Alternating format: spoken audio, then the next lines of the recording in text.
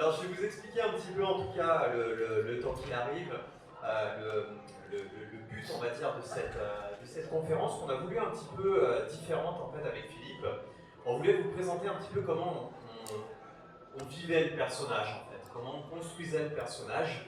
On s'est dit que ça pouvait être intéressant notamment comment on se projette, comment on en vient là, est-ce qu'on prend des sources à droite, à gauche, pour éviter un petit peu de vous faire toujours les questions les plus rébarbatives, ou alors surtout faire... Ah, ouais. Sur les deux du milieu, comme ça permettra parce que toutes les personnes de ce côté-là, ils ne voient pas. D'accord. Bon, je ne sais pas si vous ratez bien quelque chose en voyant pas, mais surtout que j'ai raté mon brushing ce matin, je suis assez déçu. Et c'est vrai en plus, je fais partie de ces gens qui font un brushing le matin. J'ai oublié ma brosse et je suis allé acheter une brosse. Vous allez voir, ça va être génial la conférence. Hein. J'en profite que Philippe soit pas là, je veux me tire le star system sur moi. Donc je vais vous expliquer un bout de ma vie. Donc généralement j'ai une brosse à cheveux, une vraie brosse à cheveux, j'ai mon sèche-cheveux et tout, c'est juste parfait.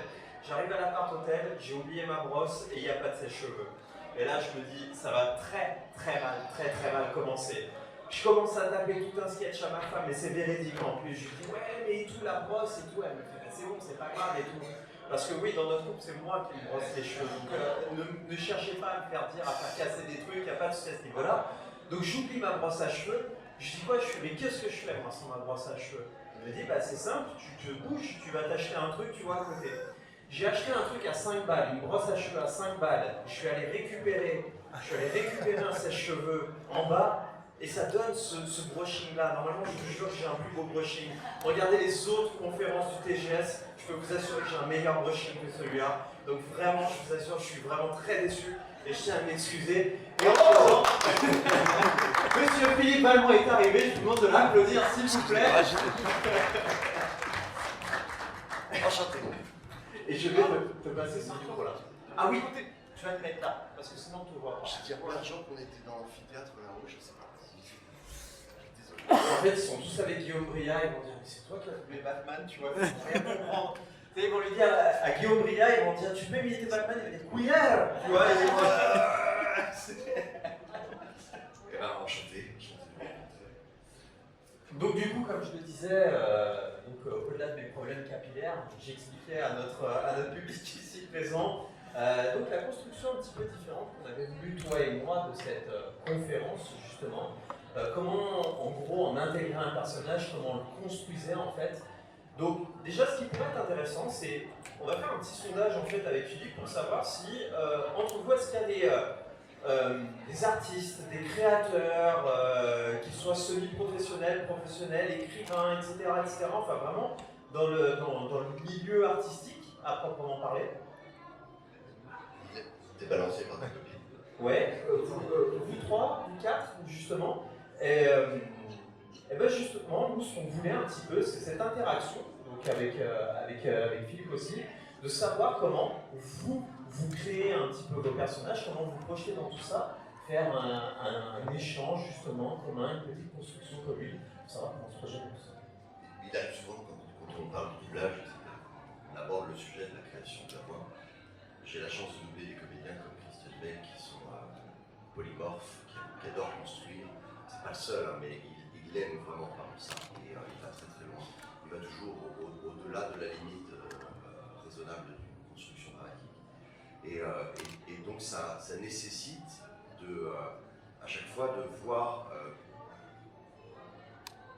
l'évolution du personnage dans l'histoire, à quoi il est confronté, ce qui va exiger une évolution de ce personnage. Ce sont toujours les événements de la vie qui font que le personnage va se métamorphoser, parce qu'il est contraint par la vie de changer quelque chose. Et quand on regarde par exemple les trois opus de Bruce Wayne, l'histoire de Bruce Wayne qui devient donc le Batman, on le voit très bien, et c'est ce qui fait de la trilogie une œuvre très singulière. Le personnage évolue et sa voix évolue. Donc voilà, je pensais, comme vous faites toujours plein de cosplay dément, il y a dans ce travail-là aussi votre plaisir, votre propre plaisir de trouver la voix de votre personnage. Et ça, elle ne peut pas, vous ne pouvez pas vous priver de construire le monde de votre personnage et son passé et la dualité dans laquelle il est à l'instant où il parle. Un dialogue est une action verbale, c'est une action. Et c'est pour ça que quand vous lui donnez votre voix à ce personnage, il faut prendre un certain nombre de paramètres en compte pour que cet instant que vous vivez soit vraiment authentique et s'inscrive dans une histoire. On ne va pas faire une masterclass sur la structure narrative, etc. Mais déjà commencer à appréhender cette idée de l'instant, du moment que vit votre personnage. Et c'est ça qui va lui donner sa voix. On avait préparé hier, on a fait une conférence hier sur ce doublage, effectivement, et Ludovic avait préparé un certain nombre d'extraits, tu les as? Oui, Génial. justement. Et l'idée, c'est de voir comment, au sein d'une histoire, votre personnage évolue, et qu'est-ce qui est nécessaire de lui mettre dans la voix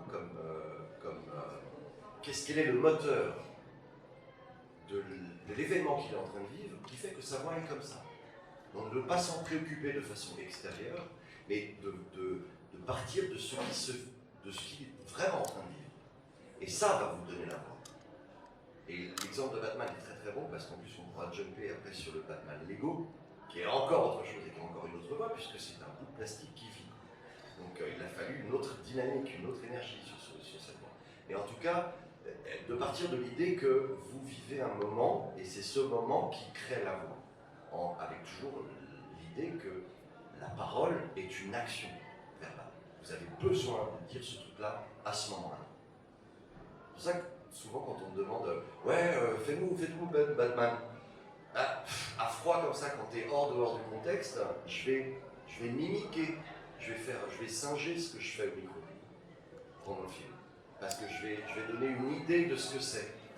Et si je rentre dans un travail d'interprétation, là je vais prendre le temps d'alimenter mon instrument, ma mémoire affective, ma mémoire émotionnelle, pour être justement dans ce qui se passe. Et c'est tout le kiff. Parce que mimiquer c'est sympa, faire une imitation c'est fun, mais en plus vous faites du cosplay, c'est là que vous êtes à l'initiative, même si vous vous installez sur un personnage qui existe déjà dans des pages de manga, ou dans des animations, vous avez votre propre kiff, votre truc à vous. Et comment trouver cette voix qui vous est singulière. L'année dernière, à cause du confinement, il y avait le fandom de la Warner qui s'est fait en virtuel. Et ils avaient fait un truc vachement sympa, la Warner, ils avaient interrogé plein d'artistes du monde entier, dont les gens qui avaient prêté leur voix à leurs personnages iconiques. Et on avait fait comme ça des interviews en webcam. Et je leur avais lancé l'idée, mais pourquoi ne pas faire une compète de la voix du Joker, de la voix du Batman. Et chacun va trouver sa voix. C'est pas l'idée d'imiter, mais de trouver sa propre voix, son propre Batman, son propre Joker. Et ça va forcément donner des trucs déments. Et c'est ça qui est intéressant. C'est pas de singer. Et mon boulot de doubleur, ce n'est pas de singer. C'est d'avoir ma singularité à moi, mais de prêter mon énergie, mon dynamisme, à l'énergie, au dynamisme et au personnage qui a été écrit par un scénariste, travailler par un comédien avec son coach, puis travailler avec le comédien et le réalisateur, puis le cadreur, tout ce qu'il a fait, ils ont modelé le personnage ensemble. Et moi je sers ça. Voilà. Justement, Philippe, surtout au niveau hollywoodien, on a beaucoup d'acteurs, type Jared Leto, Christian Bale aussi, qui passent par d'énormes transformations physiques, on va dire, qui se mettent dans la peau du personnage, plus ou moins réussi. Après, c'est pas dans le débat, notamment en plus je joue un Joker, donc je vais essayer de pas me fourvoyer dans l'interprétation de Jared Leto du Joker, même si toi c'est plus pour le coup de Joaquin Phoenix. Mais est-ce que toi, dans un sens, tu te mets dans cette méthode d'acteur studio? Est-ce qu'en quelque sorte, quand tu vas interpréter un personnage, tu vas te mettre dans une sorte de cocon, tu vas te mettre dans son état d'esprit, est-ce que tu vas rentrer d'une manière, on va dire un peu, je sais pas si c'est vraiment un terme, mais tu vois, psychotique du personnage? Alors, on fait de l'art. C'est la grosse confusion qu'il y a en France sur la méthode qui a été créée par Constantin Stanislavski, puis Strasberg on pourrait faire une conférence aussi là-dessus avec Martin Goff, tous ces gens qui ont travaillé sur la méthode, ce qu'on appelle The Method. studio avec Elia Kazan, etc. Et c'est une grosse confusion qu'il y a en France sur cette espèce de culture de la névrose. Vous avez une mémoire affective. Dans cette mémoire affective, il y a des moments très puissants. Il y a des moments où vous avez intégré des conditionnements. Et tout ça, c'est du matériau. C'est du matériau pour le comédien. Le travail de la méthode de Strasberg, c'est d'intégrer, de détendre tellement ton organisme, ton instrument, par toutes les tensions mentales, physiques que tu accumules avec la vie, avec ces confrontations de la vie, que tu rends disponible cette mémoire affective. Mais la mémoire et la méthode est extrêmement rigoureuse. Si vous lisez les bouquins de Strasberg, il n'y a qu'une personne en France qui travaille vraiment très rigoureusement c'est la méthode. Il s'appelle Sébastien Gimbert. Il a créé une école qui s'appelle l'APA, les ateliers professionnels de l'acteur. Il est directement en collaboration avec Lola Cohen, la directrice pédagogique de la Strasberg Institute de New York. Et c'est un type avec lequel j'ai le bonheur de travailler depuis 3 ans. Et c'est une rigueur absolue, c'est-à-dire qu'il n'est pas question de cultiver ta névrose, ça ne sert à rien d'aller. On crée des choses, on ne se délire pas, on crée. Et tout l'intérêt de la chose, c'est de mettre ton vécu, ta propre sensibilité à la vie, au service du personnage que tu vas créer, que tu sais pour moi. Ça, moi je sais, un travail qui a déjà été fait. Donc, il n'y a pas de névrose, je ne cultive pas une névrose. J'ai la chance, quand on fait des gros films comme les Batman par exemple, et qu'on travaille pour une maison comme la Warner qui est vraiment amoureuse du cinéma, qui nous offre du temps de travail avec des projections bien en amont. Le dernier, on a eu la chance de le voir 3 mois avant de travailler dessus. Donc il y a une maturation qui se fait. Et on arrive sur le plateau, on est vraiment disposé à offrir un maximum de choses parce qu'on sait ce qui va se passer. On a eu le temps de macérer les choses. Donc,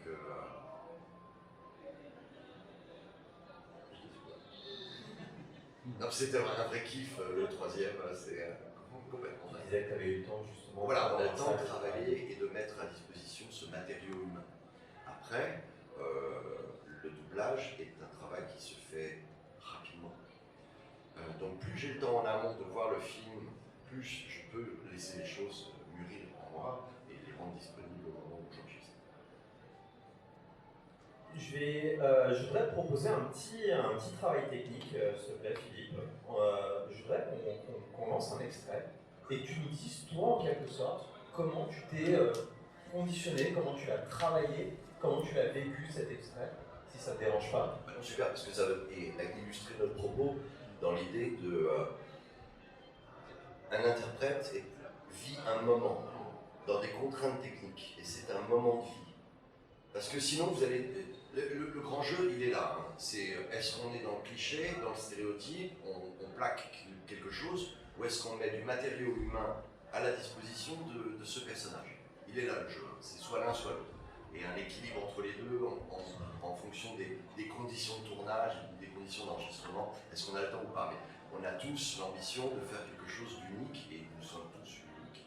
Donc c'est pour ça qu'on parlait tout à l'heure d'une voix d'un Joker. Le Joker, moi j'imagine une petite nana de 16 ans avec un cosplay du Joker, et qui se met dans l'idée de construire ce personnage avec son matériau à elle. Ça peut donner des trucs de dingue, et ça sera authentique et unique. Vous voyez? Donc, ouais, on va illustrer ça par un extrait. D'ailleurs, dans le domaine du comics, juste pour info, Philippe, il y a eu une interprète en quelque sorte du Joker. C'est un futur, enfin une timeline différente, où c'est la mère de Bruce Wayne qui n'a pas supporté de voir la mort de son fils, qui est devenue complètement folle. Son père est devenu Batman, Thomas est devenu Batman, et sa mère est devenue le Joker. Et ça donne, ne serait-ce que sur le papier, déjà une interprétation qui est complètement démentielle. Donc je m'engage à lire ça. Du coup, je me suis permis de choisir cet extrait. Pour certains qui ont assisté à la conférence hier, on s'en est servi justement d'extrait pour pouvoir parler de certaines choses. Et là, on va reprendre la fin. J'espère que le son va être bien calibré du coup, parce que là, en plus, c'est quoi qui est costaud. Et donc, c'est la fin de The Dark Knight. C'est quand Batman est avec Gordon Et il lui dit bah écoute, je vais endosser toutes les peines du monde, en quelque sorte, ce rôle un peu, moi que j'ai perçu christique à la fin. Je vais tout prendre sur moi pour sauver tous les autres. Soit on meurt en héros, soit on vit assez longtemps pour se voir endosser la peau du méchant. Je suis tout indiqué, car je ne suis pas un héros, contrairement à Dent. Je serai l'auteur des 5 meurtres. Voilà ce que je dois être. Non, ce n'est pas vous, c'est un juge. Je serai tel que Gotham a besoin de me voir. Donnez l'alerte. Ils te traqueront. C'est vous qui me traquerez. Vous me condamnerez. Vous m'enverrez vos chiens. Parce que c'est une nécessité. Parce qu'il arrive que la vérité ne suffise pas. Il arrive que les citoyens méritent mieux. Les citoyens méritent parfois qu'on récompense leur loyauté. Alors je me permets juste, je suis désolé, on a eu un petit problème avec la régie, donc on ne peut pas avoir le retour son qu'on a espéré. J'espère que vous avez pu entendre du coup au moins un tout petit peu. Donc qu'est-ce que c'est ce moment? On parle toujours de moment. C'est le moment où effectivement il a conscience que son histoire d'amour sera invivable et qu'il va falloir assumer une position qu'il n'avait pas prévue, c'est-à-dire d'endosser tous ses crimes. Pour mettre à la tête de Gotham Harvey Dent comme symbole de la nouvelle lutte contre le mal. Et lui endosse tous les échecs, toute la violence qu'il y a dans cette ville, en disant voilà, accusez-moi de tous ces crimes-là, et on a une chance d'éventuellement pouvoir sauver cette ville en mettant Harvey Dent à la tête de la police.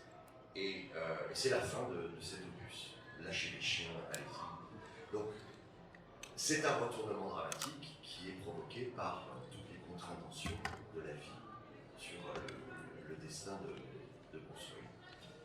Et quel est l'aliment là-dessus? C'est la prise de responsabilité. Donc,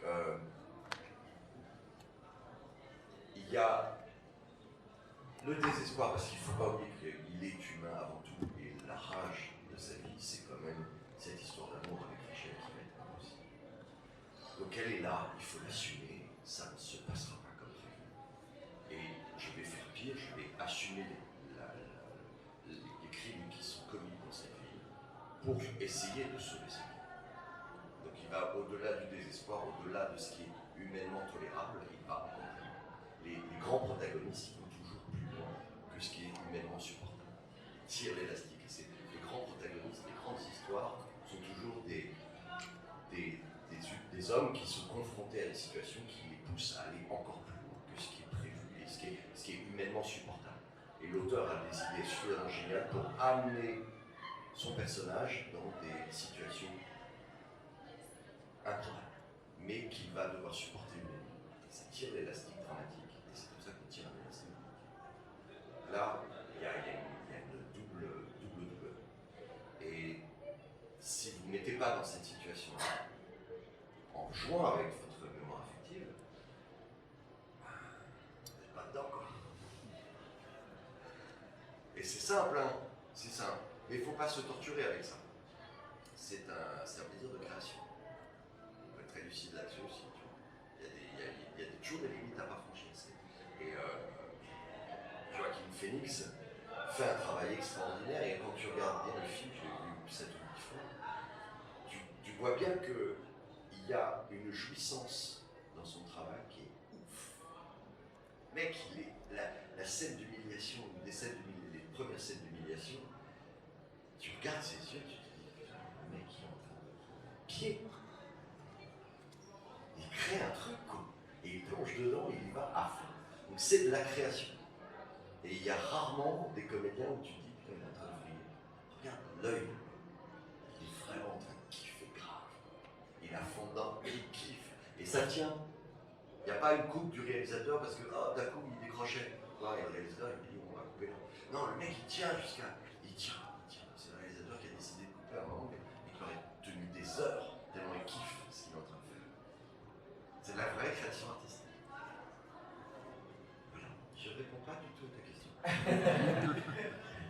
C'est pas grave, on a échangé et c'est hyper passionnant. Et justement, est-ce que toi, à un moment, du coup, il y a un gars qui t'a dit et arrête-toi, justement, tu t'es transporté, tu étais là, tu t'es transcendé un petit peu par un rôle.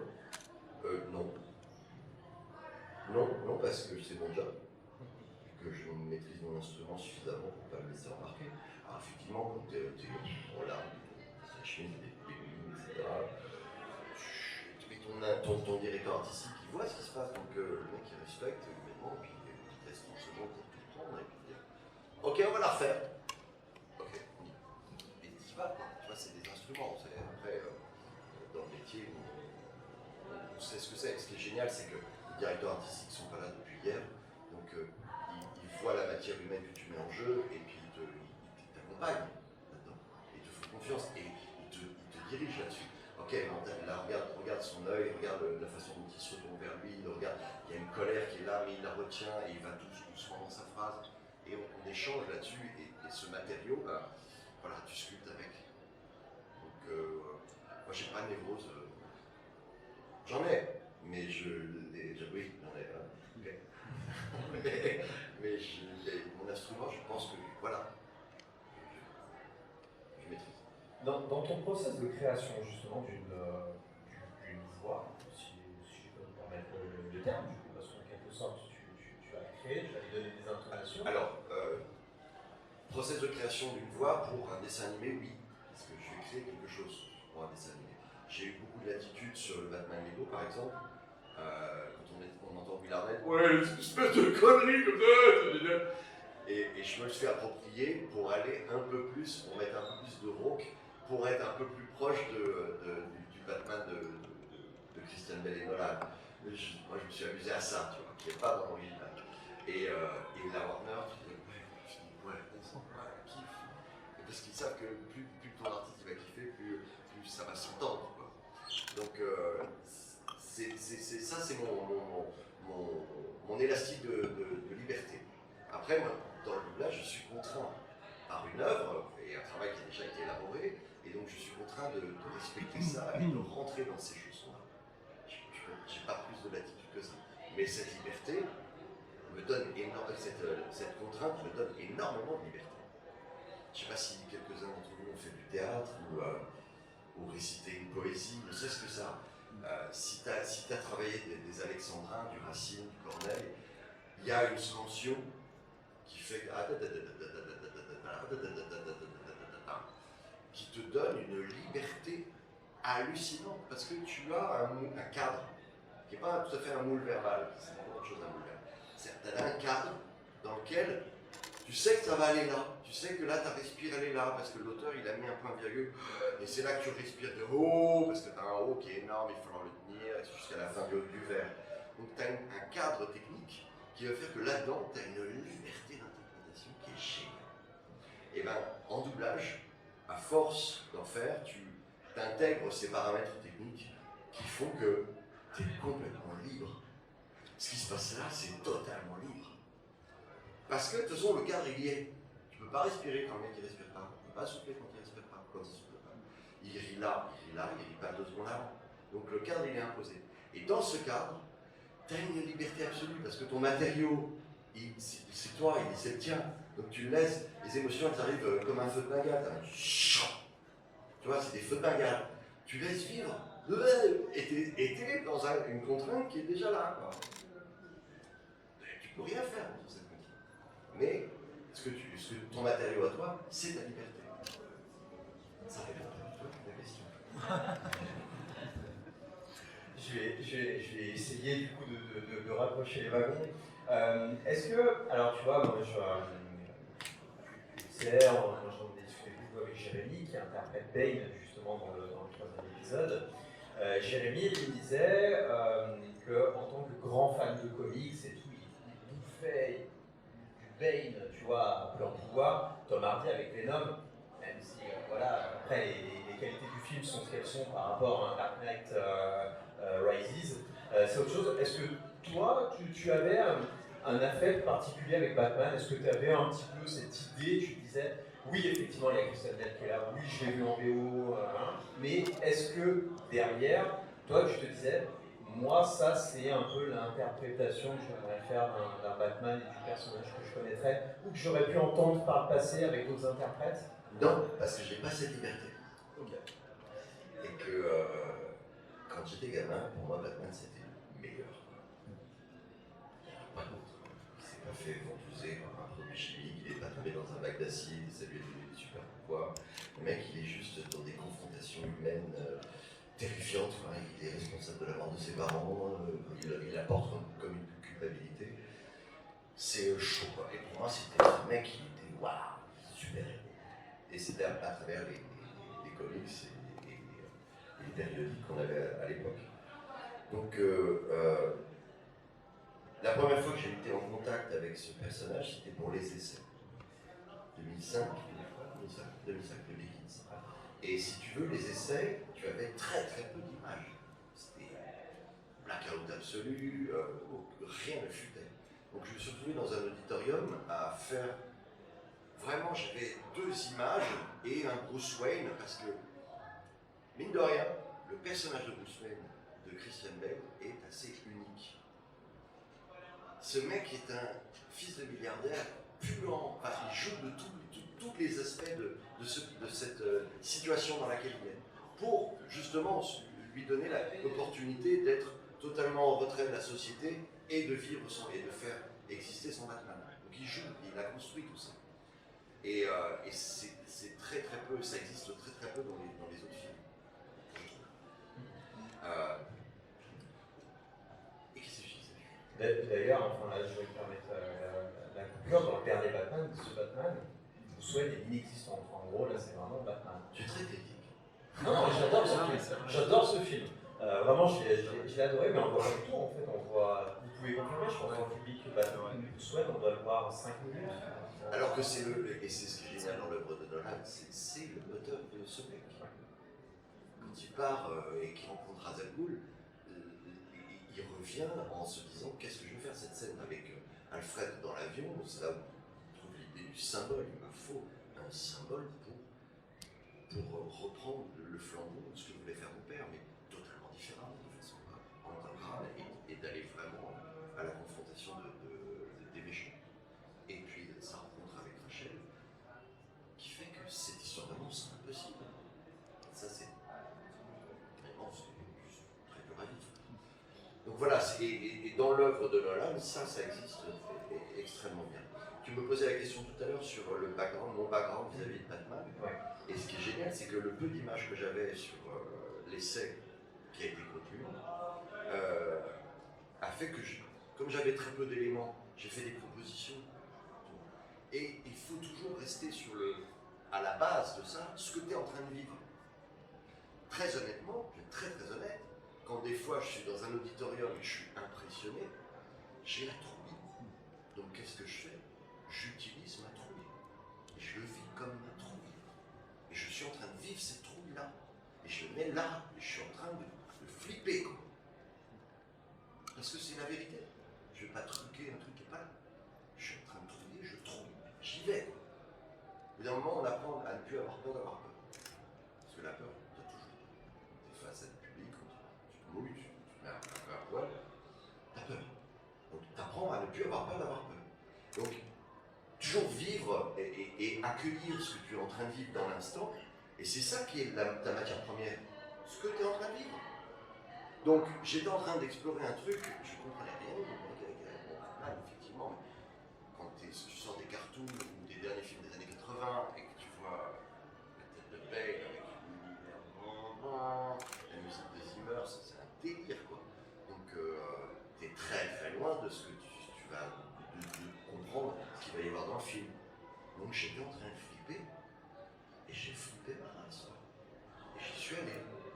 Et donc j'ai pris les éléments que j'avais audio de ce que Christian Bale avait fait, et je suis allé là-dedans.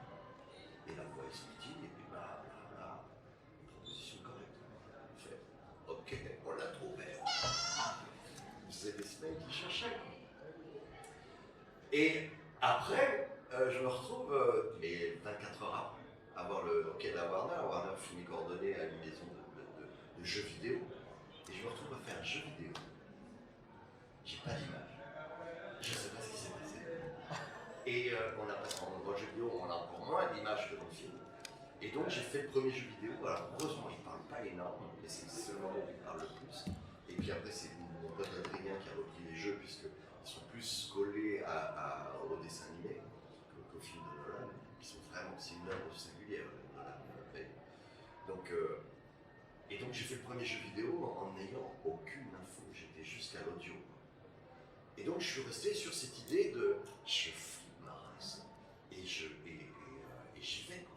Et après, dans le film, on découvre que waouh, son idée c'était j'avais peur des chauves-souris, donc je crée ce symbole du Batman parce que je veux susciter la peur chez les autres. Cadeau, quoi. Parfait, on est dedans. Donc vraiment, et toujours partir de ce que vous êtes en train de vivre. Dans le cosplay, il y a des moments où c'est la franche rigolade. Tu vas, t'es en train de vivre une franche rigolade, quoi. D'autres, il y en a un, ils te regardent louche, etc. Putain, mais profite de ce qui se passe. Et tu sautes dessus. On manque de la jumelle, enfin, tu vois, faire tout. Alors, évite de couper des têtes sans trop spoiler ou des choses comme ça. Hein. Rentre pas trop dans le personnage. Mais c'est pas, voilà, non, mais avec toujours dans l'idée que c'est pas la névrose. On est en train de créer un truc. Tu vois, t'as le recul, mais t'as ce matériau qui est là. Et t'as cette distance, tu vois, comme le dit Strasberg, Kershaw, tête froide. T'as un matériau qui est là, qui est en train de vivre. Putain, profite-en, quoi. Parce que là, ça va être vrai. Et tu seras absolument à des années-lumière d'un cliché. Parce que c'est vrai. Et c'est ça le truc. On nous demande de faire, c'est de ne pas être dans le cliché. Parce que ça doit vivre. Voilà. Je vais rebondir justement sur ce que tu disais et je vais être volontairement candide du coup sur cette question. Est-ce que le process de création, d'interprétation d'un personnage est le même aussi bien sur un dessin animé que tu as pu faire que sur un jeu vidéo ou alors sur un film? Oui, parce que l'instrument est le même et alors les contraintes techniques sont différentes sur un jeu vidéo. Sur un doublage, vous savez comment c'est, il y a une rythmo qui défile avec le texte qui a déjà été adapté, adaptation qui correspond au à toutes les fermetures de labiales originales en anglais qui ont été retrouvées en français, donc elles se ferment exactement au même moment. Et la bande défile et il y a une barre verticale qui correspond exactement quand le texte arrive où la bouche se ferme. Donc tout l'aspect technique est déjà mâché pour moi. J'ai qu'à voir une ou deux fois la scène en original et je plonge dans cette espèce de partition qui a déjà été écrite. Donc c'est une contrainte technique dans laquelle je trouve ma liberté. Dans le jeu vidéo, c'est très différent. On a des cellules d'audio où c'est une, deux phrases, trois phrases. C'est un petit fichier audio. On l'écoute une première fois et hop, on se jette dedans et on l'interprète avec un directeur artistique toujours qui vous oriente sur qui est ce personnage, dans quelle dynamique il est, qu'est-ce qui se passe dans l'œuvre. Toujours rester dans...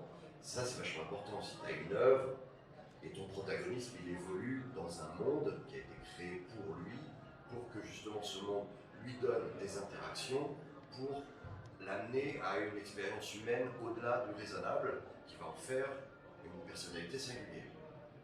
Donc il faut toujours prendre en compte l'intégralité du monde dans lequel le personnage est. Quelle est la situation géopolitique de ce monde-là? Le Joker, c'est très clair. Enfin, il est dans une société qui lui marche dessus, qui le piétine.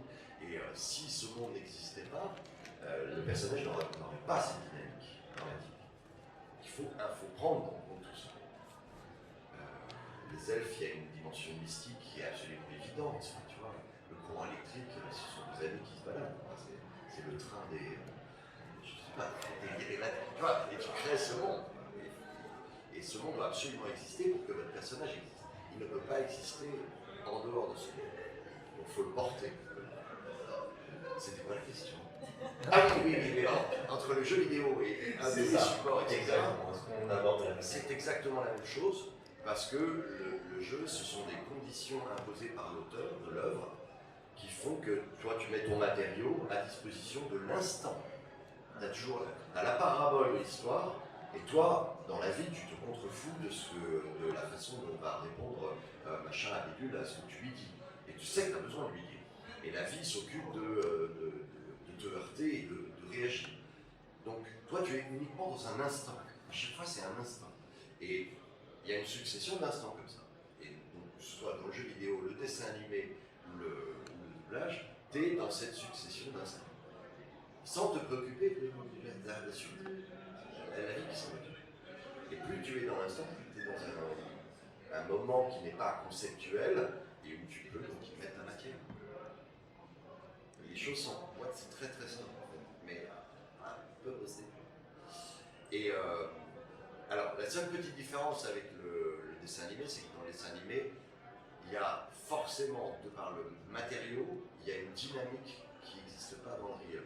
Quand tu as des cubes Lego, le premier, les aventures Lego, c'est carrément épileptique. Il y a des Lego qui se baladent, il y a une scène avec un bateau qui est dans la mer, les vagues sont faites par des Lego, c'est épileptique. Je suis allé avec ma nièce et son petit copain, ils avaient 11 ans à l'époque, ils sont sortis de là hystériques. On allait se balader au champ de Mars parce qu'ils ont donc voilà, je ne sais pas si l'effet était voulu, mais voilà, ça a donné ça. Avec des glaces. Bref, donc ce médium est très différent parce qu'il n'y a pas cette profondeur dans l'image de la réalité. Il faut aller dans cette énergie qui correspond au médium. Tu fais un dessin animé, il m'arrivait de faire du polonais avec des papiers découpés qui se baladaient tout doucement. Tu es encore dans autre chose. Donc faut que tous les éléments d'une œuvre aillent dans la direction de l'œuvre. Donc forcément, tu t'adaptes à ça. Et comme je disais tout à l'heure pour le Batman Lego, il y avait ce punch du Lego, donc forcément ça ne pouvait pas être un exo dans la tourmente. Il est dans la tourmente, mais il est con. Il est con. Et il le revendique, et ça fait partie des paramètres du personnage. Et c'est ce qui est hyper attachant avec ce mec. C'est qu'il est d'une naïveté infernale, quoi. Alors qu'il a des responsabilités. Mais il va sauver le monde, et ça va bien se passer. Et voilà, le personnage est très antique comme ça. Et j'ai essayé d'y amener ce petit grain, de la rapprocher un petit peu de l'autre Batman. Et on était au sein de Warner, et au sein de Warner, ils sont très clients de la liberté de l'artiste. Ça, c'est chouette. Est-ce que dans le public, vous avez une question pour Philippe? Oui. Bonjour. Je me demandais, pour un personnage comme Batman et Bruce Wayne, on joue deux personnages différents qui sont la même personne. Voilà. Comment on fait la variation entre les deux, sachant qu'ils restent les mêmes, mais pas être les mêmes? Tu vois, on l'exposait tout à l'heure, au sein de l'œuvre, en fait, ces trois opus, c'est l'histoire de Bruce Wayne. C'est sa problématique avec ses parents, sa problématique, lui, de gamin dans le puits. Donc tout son aliment, c'est ça. C'est porter la culpabilité, l'héritage de son père, son histoire d'amour avec Rachel qui va être impossible.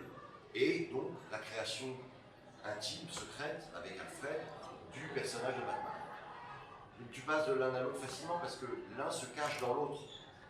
Mais la scène où dans le 1, oui, fin du 1, il sauve, Batman vient sauver le petit gamin et Rachel, qui sont, vous savez, les psychotiques sont sortis de l'hôpital HP avec les neuroleptiques, donc les yeux tout rouges, etc. Ils vont buter ce petit gamin, hop, il les sauve, il les amène sur une terrasse, et là, il est dans un conflit. Qu'est-ce que je fais? Est-ce que je fais comprendre à Rachel qui je suis? Ou est-ce que, au contraire, et c'est dans l'instant, tu vois, parce qu'il avait la nécessité de lui sauver la peau, dans l'instant, il se retrouve là. Qu'est-ce que je fais? Et il lui dit un truc qu'il sait potentiellement dans laquelle elle pourrait lire quelque chose. Et il lui dit avec une voix qui n'est pas vraiment la voix de Batman, parce que l'émotion, il se dit, j'en donne, mais pas assez pour que ce soit flagrant, mais je dois faire germer le doute parce que j'ai pas encore décidé que je la mettrai ou non dans mon secret. Tu vois? Et donc tous ces éléments, les uns après les autres, c'est parce que c'est un instant, et tu dois être dans l'instant que vit ton personnage. Et parce que c'est ça qui donne la vie du truc, quoi. Pour illustrer mon propos, on va passer le dit extrait. Attendez! Vous risquez votre vie. Dites-moi au moins votre nom.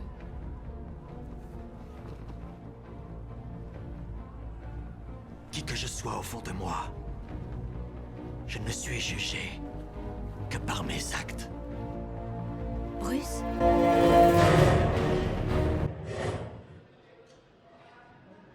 Donc effectivement, on a cette voix qui est beaucoup moins rauque. On est dans une retenue, il y a un, c'est voilà, il est en train de vivre une histoire d'amour qui va pas se faire comme c'est prévu.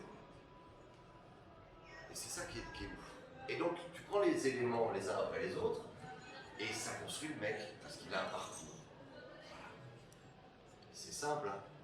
Donc oui, pour répondre à ta question, oui, ce sont les mêmes aliments pour le même personnage. Est-ce qu'il y a une autre question là? Oui.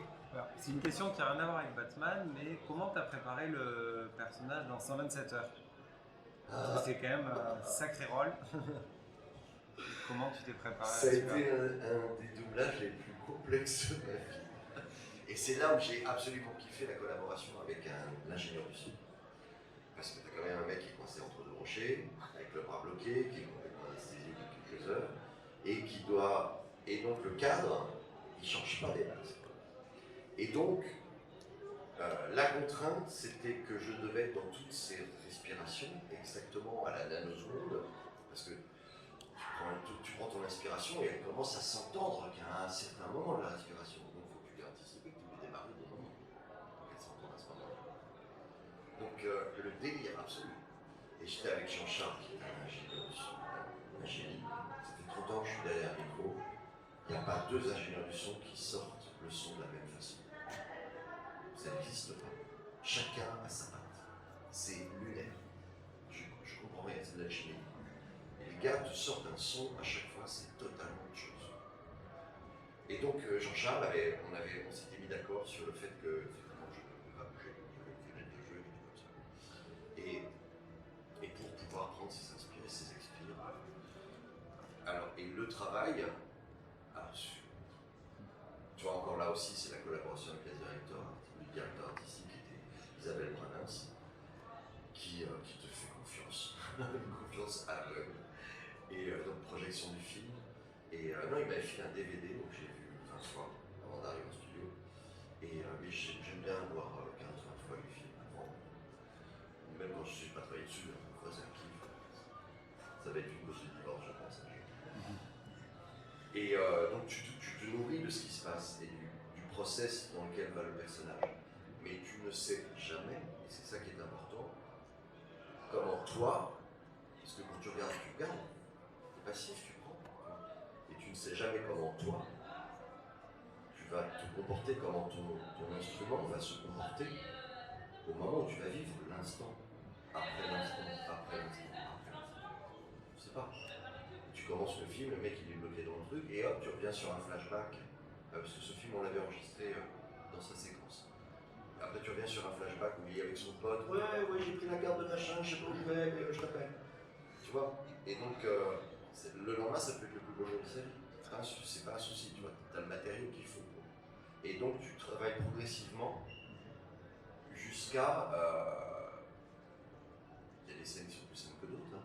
Et par exemple, toute la fin du film où il s'est pété la voix, et ben on l'a fait dans l'ordre qu'il fallait pour que je me pète la voix et que j'aille à ça. Alors je me la suis pas pétée. J'ai fait en sorte que quand il hurle en disant enfoiré de coquillage, de rochers qui m'attendaient depuis des millénaires, qui traversaient le cosmos pour me coincer, ce jour-là, c'est un délire absolu. Ça chauffe suffisamment. Tu vois, la voix c'est une vibration. Comme toute vibration, il y a des frictions. Et au bout d'un moment, ça se fatigue. C'est normal, ça gonfle. Puis les muscles qui la soutiennent, ils gonflent. Normal. Et là, on profite de ce moment-là pour justement faire les scènes où il est dans le rocher avec des espèces d'hallucinations comme ça. Ah, salut, il voit son frère. Et voilà. Et tu laisses vivre le truc, quoi. Tu prends ton aliment à toi et puis tu le laisses. Quand vous jouez, il faut être vachement respectueux et précautionneux de votre propre organe. c'est votre matériau, c'est à vous. On déconne jamais. Tu fais ce que tu veux, tu peux aller loin. Tu sais que c'est ton organe, tu as du respect vis-à-vis de ça. Et c'est le kiff du métier. Hein. Voilà, ça répond. Oh oui, merci. Alors on se rapproche doucement mais sûrement de la fin de cette conférence. Je suis désolé, moi je pourrais t'écouter parler pendant des heures, je sais que ça ne te dérangerait pas. On va prendre une toute petite dernière question, si quelqu'un en a une. On a vachement bien fait le tour, c'est-à-dire qu'on a vachement bien fait notre nouveau film. Oui, Jonah. Moi, c'était pour avoir des précisions par rapport à comment tu as débuté dans le milieu et par rapport à comment ça s'est passé, si tu as fait découvrir aussi ce milieu-là. Alors, le doublage, il est venu parce que j'avais 20 ans, j'étais jeune comédien, et que je livrais des pizzas, je faisais le bar pour payer mes cours de théâtre et mon studio, et que je me suis retrouvé dans un vidéoclub, c'est une espèce de supermarché où il y avait des cassettes, des DVD, je sais pas si vous connaissez les vidéoclubs, c'est de la préhistoire. Et j'avais un pote musicien, donc musicien en retard, il paraît que c'est normal dans leur métier, 1 heure de retard. Et je l'attendais dans ce vidéoclub, et il y avait 2 filles qui parlaient du doublage, et je t'appelle un plus dans la conversation, ils m'ont dit voilà, le genre, il y a une boîte de doublage, vas-y. Je suis allé, toujours pas là, je suis allé, toc toc toc. J'ai eu les coordonnées d'un studio qui faisait des essais le lendemain, j'y suis allé, et 3 jours après, je travaillais. Donc là, au bon moment, et puis j'avais faim. Aucun souci à la vie. On ne crée, ah oui, Martin Goff a écrit une phrase absolument sublime, on ne crée que par nécessité. Voilà. Donc, et c'est venu vraiment comme ça. J'ai eu du bol, j'ai fait mon film, et que ça s'est passé comme ça. Après, il faut bosser, hein, parce que effectivement, j'ai eu une chance aussi. Il y a eu de la chance ce jour-là, pas parce que la chance que j'ai eue, c'est que je commençais, et puis il y a eu un rôle sur Lois et Clark, les aventures de Superman, dont le comédien américain avait changé à la fin de la première saison. Et il y avait un nouveau Jimmy Olsen qui arrivait dans le journal, et le directeur artistique avait entendu ma voix, ça correspondait, il m'a dit bah voilà, je te donne le rôle. Et donc pendant 3 ans, j'ai appris mon personnage, mon travail, pardon, avec des gens qui avaient 20 ans de métier, qui s'en avaient 21, qui sont dedans, des gens fabuleux qui m'ont porté, qui m'ont fait apprendre la technique.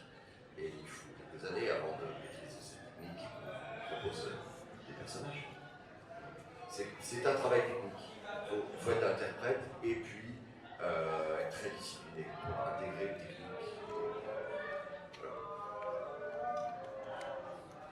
Eh bien écoutez, du coup, je pense que ça va être les mots de la fin.